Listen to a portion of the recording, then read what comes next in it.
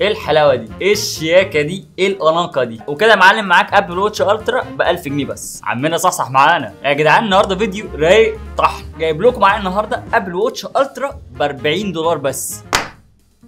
وعودا حميدا لفيديوهات الاكسسوارات او تحديدا فيديوهات الساعات. الابل واتش الترا اللي سعرها بيبتدي من 800 دولار، انا جايبها لك النهارده ب 40 دولار بس. تابع معايا الفيديو النهارده عشان الفيديو رايق قوي وانا متحمس له جدا. بقالي من فتره بتابع على الفيسبوك بحاول ادور على ساعه تكون شبيهه للابل واتش الترا، بما انها اللي عليها العين السنه دي، بما انها الحاجه الجديده اللي بتقدمها ابل واللي هي اقوى وافشخ ساعه ممكن تعمل بيها اي حاجه. فانا قلت الناس اكيد هتبقى مهتمه بيها، ان هي ممكن تجيب حاجه شبيهه بيها او زيها بس بسعر حنين شويه. مش لازم ادفع 800 دولار، بتتباع حاليا بحوالي 26 و27 الف جنيه عندنا في مصر، فاحنا عايزين نشوف حاجه في السعر الحنين. ولقيت الساعه دي اسمها زد 59 الترا. طبعا في موديلات كتيره قوي نزلت للابل واتش الترا، بس تقريبا لقيت ان دي افضل سعر وافضل تقريبا قيمه بتقدمها لك. الساعه دي سعرها بالمصري 1000 جنيه بالظبط، وهتلاقي الناس وتجار عارضين منها كتير، بس انت حاول تدور على سعر كويس. فتعالى بقى احكي لك الساعه دي بتقدم لك ايه. بص يا صاحبي، اول ما تفتح هتلاقي الساعه واللي هي شبه الابل واتش الترا بالظبط. ولاد الذين مش عارف عاملينها كده ازاي. بص الكراون،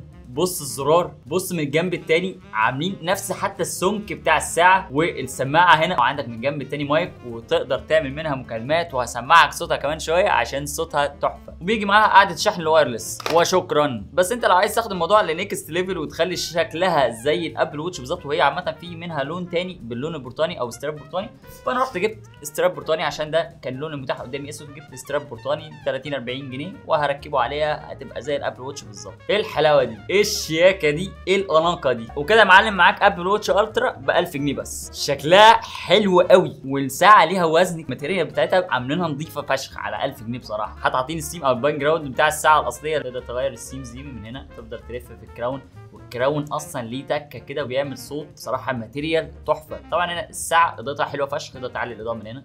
بص تعالي خالص، بص بقت عامله ازاي. تعالى بقى اكلمك على الفيتشرز اللي موجوده في الساعه دي. وهنا هتلاقي كل حاجه موجوده تقريبا. عدد ضربات القلب، نسبه تشبع الدم بالاكسجين قد ايه، هتلاقي عدد الخطوات اللي هو الزرار البرتقاني اللي في الجنب ده اللي بيطلع لك المودز او التمارين الرياضيه. وعندك بقى كل التمارين والحاجات اللي انت ممكن تتدربها او ممكن تعملها في حياتك هتلاقيها هنا. ممكن تدخل على القائمه بتاع الساعه واللي هتلاقي فيها حاجات كتير. طبعا تقدر تغير شكل عرض الايقونات دي، يعني عندك اكتر من شكل. ممكن تدوس على هذا الزرار، عندك بقى اكتر من شكل. ممكن تخلي الشكل اللي هو بتاع ابل. وفعلا الساعه سريعه والاستجابه بتاعتها سريعه، كل حاجه سريعه فيها.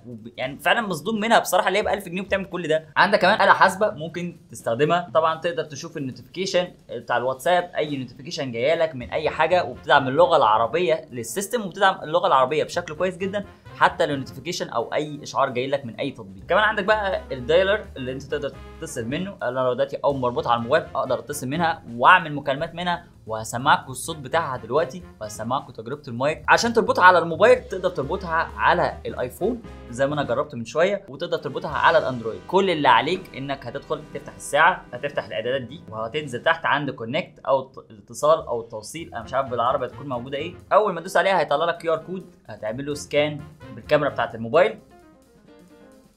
شكرا، هيدخلك على اللينك بتاع الابلكيشن اللي اسمه RD Fit على حسب انت بتستخدم ايه. وانا جربتها مع الايفون وشغال كويس جدا، وبيبعت لك كل التفاصيل وكل الداتا، وتقدر كمان تعمل مكالمات منه. بس الاغلب على ما اعتقد هيبقى نسبتنا اكبر اللي بيستخدموا موبايلات اندرويد، فانا هوري لك على الاندرويد هتبقى عامله ازاي. طبعا انا بعد ما نزلت الابلكيشن وربطتها، وهنا طالع لي ايه زد 95 الترا ونسبه البطاريه 95%. بالمناسبه انا بقالي حوالي يومين دلوقتي بجربها، البطاريه بتاعتها ممتازه جدا. يعني لغايه دلوقتي انا حاسس ممكن تقضي معايا اكتر من 3 4 ايام على حسب استخدامك. بعد ما توصل الساعه مع الابلكيشن وتدي الابلكيشن ده الصلاحيات اللي هو محتاجها، اللي هو النوتيفيكيشن واللي هو يبقى شغال في الباك جراوند الخ.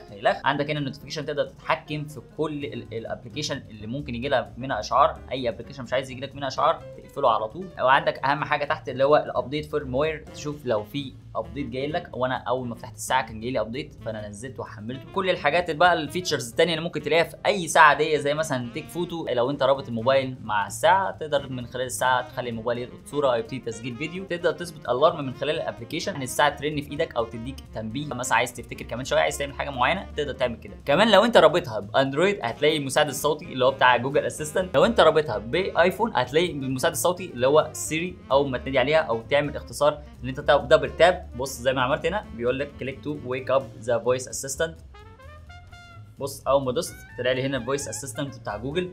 لما كنت رابطها على الايفون بيطلع لي سيري، تقدر تقول اي حاجه هنا سيري بتسمعها. بصراحه انا مش فاهم عاملينها كده ازاي. اسمع صوت الكراون كده، ليه تكه كده، والماتيريال عاملينها بصراحه نظيفه جدا، وشكل الساعه بالظبط فعلا وهي في ايدك محدش يعرف هي دي اصليه ولا فيك، كمان بنفس السيم. انت عايز ايه تاني؟ من تحت بقى عندك السنسورز اللي هي بتقيس عدد بقى ضربات القلب ونسبه تشبع دم بالاكسجين، وبتقيس جوده النوم بتاعك. وانا قارنت حتى النتائج بتاعتها مع الساعه اللي انا بستخدمها بشكل دايما وبتسالوني عليها دايما في فيديوهات، ساعه امازفيت اللي هي 3 برو اللي انا دايما بستخدمها وبطلع فيها في فيديوهاتي، ودايما هتلاقيها في ايدي دايما. النتائج تقريبا كانت قريبه جدا لبعض. تعالى مثلا بقى اسمعكم اكتر حاجه انت هتستفيد منها، وهي مثلا السماعه اللي موجوده في الساعه دي. خلي بالك ان انت لما تيجي تعمل كونكت هيظهر لك في البلوتوث حاجتين، اولا الساعه اللي هي اللي انت عامل لها كونكت، وحاجه ثانيه اسمها زد 95 الترا كول، دي علشان تقدر تعمل منها مكالمات. انت لو دوست على السهم ده مثلا هو هنا هيطلع لك كذا اوبشن انت تعمل منها فول كول. كمان هنا عندك بقى الميديا اوديو. انا لو فعلت دي اي برنامج بيطلع صوت على الموبايل، افترض مثلا زي اليوتيوب، انا لو فتحت اي فيديو على اليوتيوب الصوت هيشتغل من الساعه زي كده دلوقتي. يا جماعه انا اشتريت ايفون 14